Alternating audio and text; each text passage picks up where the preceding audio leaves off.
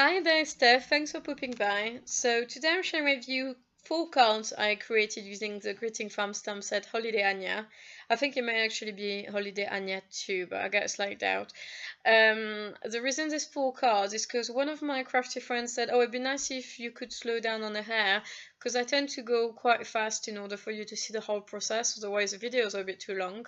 Because she wanted to see the hair, I thought it would be interesting to share with you all 4 different types of hair I've been doing so far. I've only been using these stamps, the Greeting Farm stamp set, for a few months, and someone pointed out these stamps are really good for hair, and it is true, they are very good for hair. If you look at it, there's a good half, if not a bit more, of the image that is hair, so it's a really great way to practice. So here I started with the black hair, and instead of doing dark and going to the lightest, I've actually started with the lightest and then I'm going to the dark. But I wouldn't recommend to do that with all hair colors because it uses quite a lot of ink. It's more likely to bleed around your image as well if you put too much ink. But here for the black, I find it easier if you really want the highlight, which is literally white, so it's cardstock basically. If you really want to see the highlight, I find it a bit easier to start from the lightest and then stretch the dark and blend it. But then yeah, for the other color you will see me work differently, and it's also about you being comfortable with the way you find the place where your highlight is going to be and how you want to blend. Blending for hair doesn't really have to be blend because it's, you know, hair has highlight and different colors of hair, and particularly if your hair is literally colored or dyed or bleached. But you know, it's not one uniform color, it's a mix of colors. So here we go for dark. I don't remember the exact number, but it's black and cool gray markers. And for the other color, I won't give you the exact name either because I wrote them down, but I wasn't quite sure, so I don't want to give you wrong colors. But I'm sure you have markers in your set, in your Copic set, or whichever color, you know, whichever medium you use, that will work equally as fine, as well. Sorry. That is a tutorial for markers really, because it wouldn't work. I mean, it could still work with crayons and stuff, but the result would be a bit different, obviously. So here I placed the light highlight, sorry, and then I'm starting with the dark color. So for the ginger hair, I started with a very, very, very light orange, and I'm sure you got something very light in your stash.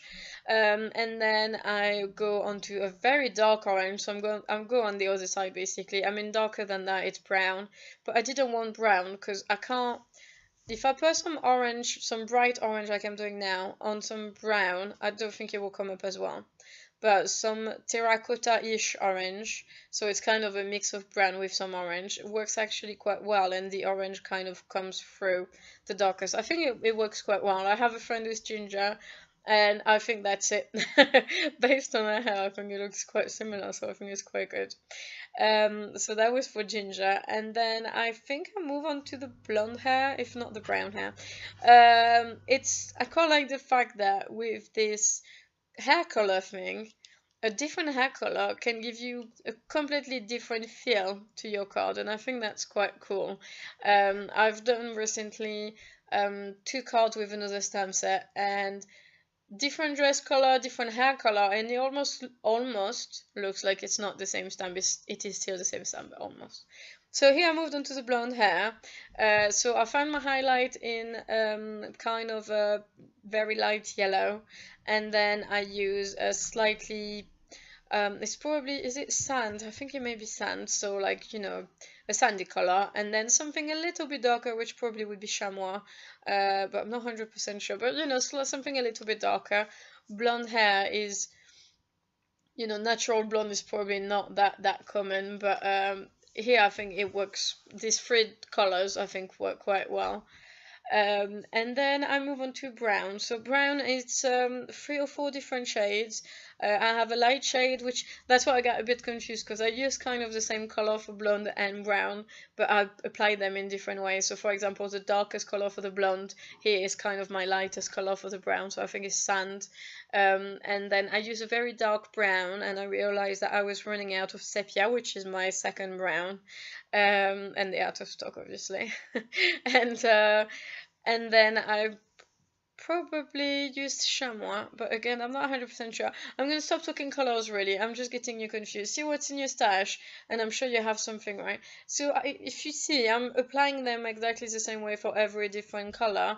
I'm just picking different colors, so it's that simple, really. It's going from one side of the spectrum to the other side. So I hope you find that interesting. Sorry.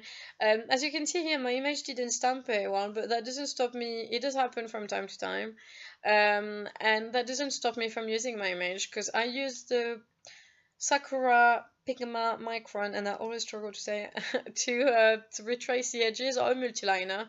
I really like to see all the different colors next to each other. I think it looks quite nice. I retrace my edges, so even if it doesn't stand brilliantly, don't let that put you off. You can still do something with it. So it's always, it's not lost cardstock, really. And I'm using some Nina Solar white. Sorry, I should have mentioned that. I only use Nina Solar white for white cardstock, except if I do watercoloring, but that's something else. So here I did color the face, and I will only show you one face and one set of leaves and one set of fluff, because just to make it go faster, I color them all exactly the same way. For the face, I used two different shades of, let's say, skin color. One of them is just a little bit darker, and I apply it at under the hairline and on the contour of the face, with a little bit of blush to do the cheek, which I then blend again with my lighter skin color. And then for the little leaves, I used 4 different shades of green. One of which is very light and you kind of disappear in a mix, but it does help to create that contrast. And then for the dresses, I used 3 different shades, and I try to pick kind of colors which I think go well with the hair. So I think ginger hair goes well with the purple color, or purple color goes well with the ginger hair. The red goes well with the brown hair. And so on. So it's very simple coloring, but I thought it was quite cute. I really do like cute little images from the Greeting Farm stamp, and I know Christmas is miles away. I just found that stamp online, and I just I know it's not in season, but I just go with the inspiration, really. And then once I'm done with the dresses, the coloring of the dresses, I will retrace the edges as I mentioned earlier. So I used here I did add a little bit of glitter as well, which I forgot about. A bit of Speak At You glittery silver pen. It's just tiny little bits, really. It's nothing massive, but it adds a little bit of detail. And then I took my Sakura Micron Pigma and I start retracing the edges, which makes a hell of a difference. I've only started doing that a few months ago. I'm sorry about the hair in the corner. And it makes a hell of a difference. So here for the outside of but for most of the image, I use the number 08, which is quite thick. And then for some of the details, I will move on to thinner multiliners, but it depends on what which part of the drawing I'm retracing. And then I decided to add a little bit of background because it was a bit missing of something. So I did a mask with some masking paper, and I placed a stencil, and I dabbed a little bit of ink with my ink blending tool. And here we go, really. I added a little bit of dimension with Copic Markers 3 and 1, so very subtle. And then I used one of my Crealis stitch frame, which is European size, or the closest I found to my European size card, as you can see here. And I just cut the frame, and this little stitch border adds a little bit of detail. I think most of us are using that, and it's quite good. And I'm saying it again, that brand is really good value for money if you live in Europe. Then to finish, I added a little bit of Nouveau Golden Drop onto that little piece of jewel, and a little bit of glossy accent as well. And that's it, really. So I hope you find the hair thing interesting. I hope it'll be useful for someone out there. Thank you very much for watching. If you want to watch the photo, please head over to my blog, and don't forget to subscribe. Thanks again, and have a great day. Bye!